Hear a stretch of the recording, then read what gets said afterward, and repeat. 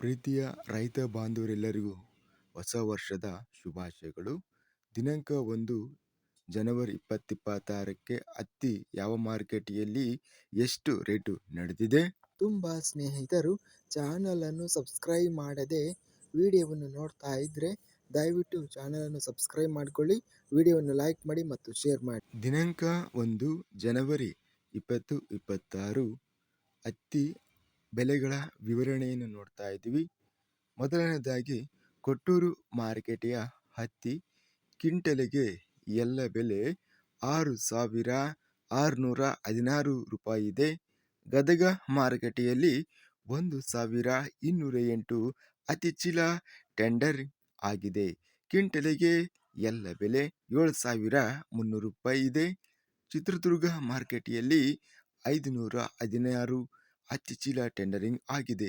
ಕಡಿಮೆ ಬೆಲೆ 3,535, ಹೆಚ್ಚಿನ ಬೆಲೆ ಗರಿಷ್ಠ ರೇಟು 9,399, ಮಧ್ಯಸ್ಥ ಬೆಲೆ ಸರಾಸರಿ ಬೆಲೆ 7,982 ರೂಪಾಯಿ ನಡೆದಿದೆ.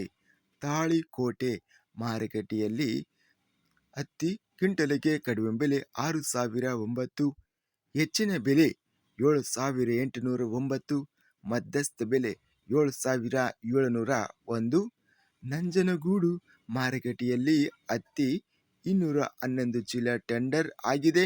ಕಡಿಮೆ ಬೆಲೆ 7,700, ಹೆಚ್ಚಿನ ಬೆಲೆ 8,700, ಮಧ್ಯಸ್ಥ ಬೆಲೆ 8,000. ರಾಣೆಬೆನ್ನೂರು ಮಾರುಕಟ್ಟೆಯಲ್ಲಿ ಹತ್ತಿ 406 ಚೀಲ ಟೆಂಡರ್ ಆಗಿದೆ.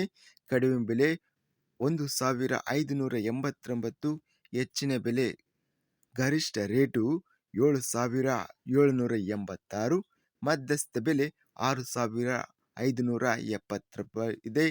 ರಾಯಚೂರು ಮಾರುಕಟ್ಟೆಯಲ್ಲಿ ಹತ್ತಿ ಕಡಿಮೆ ಬೆಲೆ 6,000, ಹೆಚ್ಚಿನ ಬೆಲೆ ಗರಿಷ್ಠ ರೇಟು 8,000 ರೂಪಾಯಿ ಇದೆ.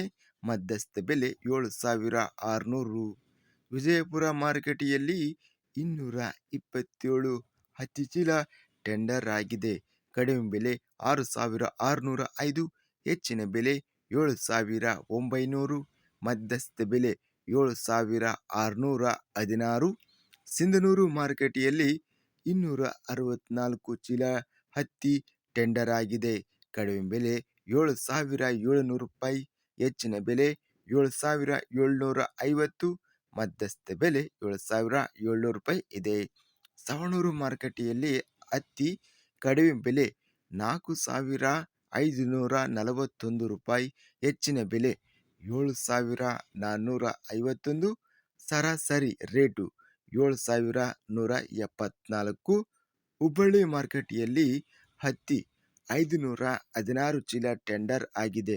ಕಡಿಮೆ ಬೆಲೆ 8,100, ಹೆಚ್ಚಿನ ಬೆಲೆ 8,400, ಮಧ್ಯಸ್ಥ ಬೆಲೆ 8,200.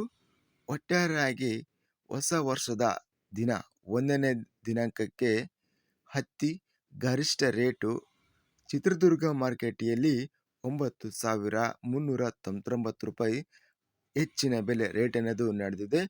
ಸರಾಸರಿ ರೇಟು ಹತ್ತಿ 7,400 ರೂಪಾಯಿವರೆಗೂ ಸರಾಸರಿ ರೇಟು ಇದೆ. ಇದಿಷ್ಟು ಕರ್ನಾಟಕ ಕೃಷಿ ಮಾರ್ಕೆಟಿಗೆ ಸಂಬಂಧಿಸಿದ ಹತ್ತಿ ಬೆಲೆಗಳ ವಿವರಣೆ.